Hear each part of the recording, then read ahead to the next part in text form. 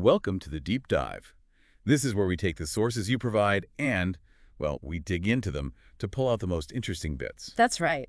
And today we're headed back, way back into the prehistoric world. Yeah, we're looking at a pretty fascinating dinosaur actually discovered down in Texas. We've got some scientific papers, a bit of encyclopedic info you sent over.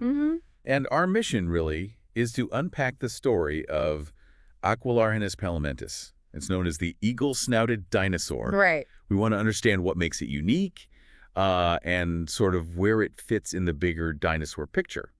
And what's really interesting right from the start, I think, is how our understanding of a fossil can change over time, even long after it's been dug up. Absolutely. It's not always set in stone, pardon the pun. Exactly. So yeah, we're diving into Aquilarhinus palamentis. It lived during the late Cretaceous period. Late Cretaceous.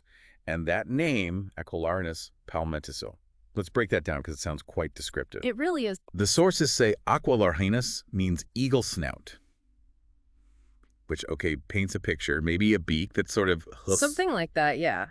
A distinctive shape. And then palamentis, that means shovel chin. Right. Shovel chin. So eagle snout, shovel chin. We know right away we're dealing with a dinosaur that had a very unusual face. Exactly. And that unusual structure is really the core of this whole story. So where did they first find this? Well, the main fossil, the first one they designated as the holotype, it's known as TMM 424521. Okay. That was discovered way back in 1983. This was in the Aguja Formation down in Big Bend National Park, Texas. Ah, Big Bend. Okay. Yeah, but it wasn't just a one-off find. They actually found more bits of the same dinosaur later in 1999. So kind of came together piece by piece. Okay, right. And this is where it gets really interesting for me.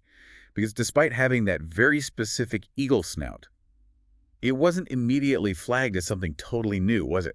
No, not initially. When it was first properly described, that was in 2001 by Jonathan Wagner. Right, I saw that name in the papers. Yeah. He actually classified it as a new species, but within the existing genus Cretasaurus. Cretasaurus. Why? If it had such a weird snout. Well, according to Wagner's work back then, apart from that unique rostrum, the snout part, the rest of its features looked very, very similar to Cretasaurus notabilis. Huh. So overall, it looked like a Cretasaurus, just with this odd beak. Pretty much, yeah. And it really shows you how paleontology works, Yeah. Our understanding evolves. So what seems like maybe a minor difference at first can turn out to be, well, really quite significant later on. That's a great point. You're working with fragments, trying to piece things together. Exactly. In 2001, the overall similarity seemed like the strongest evidence, so Cretasaurus it was. And what about that beak? Do they have ideas about what it was for? Oh, yeah. Wagner's initial interpretation, again back in 2001, was that it was functional. The idea was this shovel-like shape was an adaptation. An adaptation for? Well, the paper says shoveling out and scooping up vegetation. Ah, okay. So maybe feeding on specific low-lying plants or something it needed to scoop. That's the picture it paints, yeah. A dinosaur adapted for a particular way of eating, a specific niche in its environment. But even classifying it as Cretasaurus, it wasn't a perfect fit, was it? The sources mentioned its exact spot on the family tree, its phylogenetic position, was still a bit fuzzy. That's right. It was still a bit uncertain even within Cretasaurus. There were these unique characteristics, especially that rostrum, that just didn't quite, line up perfectly. Which sort of brings us to the next chapter, I guess. Exactly. Fast forward to 2019, a team of researchers, Prieto Marquez, Wagner was involved again, and Lehman, they took a really close, fresh look at all the evidence. The re-examination. Yeah. And they concluded that these features, especially the beak, were different enough to justify creating a whole new genus for this dinosaur. Ah, so that's when Aquilarhinus was born, so to speak. That's it. They formally named it Aquilarhinus palamentis. The full description came out in the Journal of Systematic Paleontology in 2020. Right. So a detail that maybe seemed secondary at first, the snout shape turned out to be the key. It really did. Okay, let's just nail down that name again because it's quite evocative. Aquilarhinus. From the Latin. Aquila for eagle. Eagle, right. And rhinus for nose, eagle nose. Eagle nose, got it. And palamentis. Also Latin. Pala meaning shovel or spade. Shovel. And mentis meaning chin. Shovel chin. Eagle nose, shovel chin. It really does give you a distinct mental image, doesn't it? It absolutely does. And, connecting this back to the bigger picture, this whole reclassification journey really highlights how science works, especially in paleontology. It's dynamic. Yeah, things change as we learn more or look at things differently. Precisely. Yeah. New techniques come along, old fossils get re-examined with fresh eyes, and, well, our understanding of dinosaur evolution can shift. Aquilarhinus is just a great example of how what initially seemed like maybe a minor variation. Like the beak. The beak, yeah, can actually point to a whole separate evolutionary path. Just reminds us the process of figuring out the past is always ongoing. Okay, so the key takeaway for you listening is this. Aquilarhinus palamentis was a hadrosaurid dinosaur, one of the duck-billed types from the late Cretaceous. Mm-hmm. It had this very distinctive shovel-like beak. Very distinctive. And although it was first thought to be just a species of Critosaurus because other parts looked similar, Right.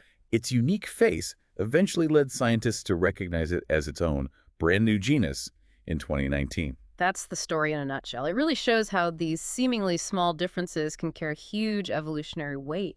It makes you wonder, though, why did it evolve that specific beak? Well, that's the million-dollar question, isn't it? What exactly was it eating? What specific plants required that scooping action? Yeah. Those are the kinds of questions paleontologists are still exploring, looking at the fossils, the environment back then. Trying to piece together its life.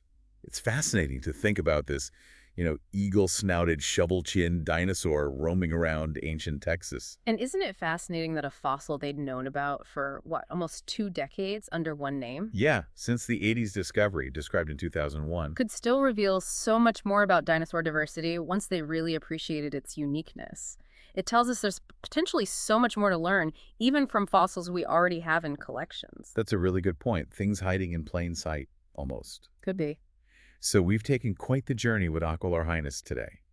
From its discovery in Texas to its time classified as Cretosaurus to finally being recognized as its own unique genus, all thanks to that remarkable beak. And, even its time as Cretosaurus wasn't wasted, scientifically speaking. It still provided data points, helping understand the diversity within hadrosaurs, these duck-billed dinosaurs, during the late Cretaceous. Right, every piece of the puzzle helps. Exactly. Each unique form, like Aquilarhinus, tells us something about the environmental pressures they faced and the evolutionary solutions they came up with. Okay, well, I think that brings us to the end of this deep dive. We've traced the story of Aquilarhinus, this journey from initial find to eventual understanding, all centered on its specialized beak. Yeah, it's been fascinating. And maybe it leaves you with a final thought to consider: how these apparently small anatomical details, like the precise shape of a beak, can actually signal really significant adaptations, and how they can force us to redraw parts of the evolutionary family tree. Makes you wonder, doesn't it? It really does. What other hidden stories might be sitting in museum drawers right now? Fossils perhaps overlooked or maybe misidentified, just waiting for someone to take a fresh look, maybe with new technology or new questions. And reveal their true identity and their place in the incredible history of life on Earth. Exactly. There's always more to discover.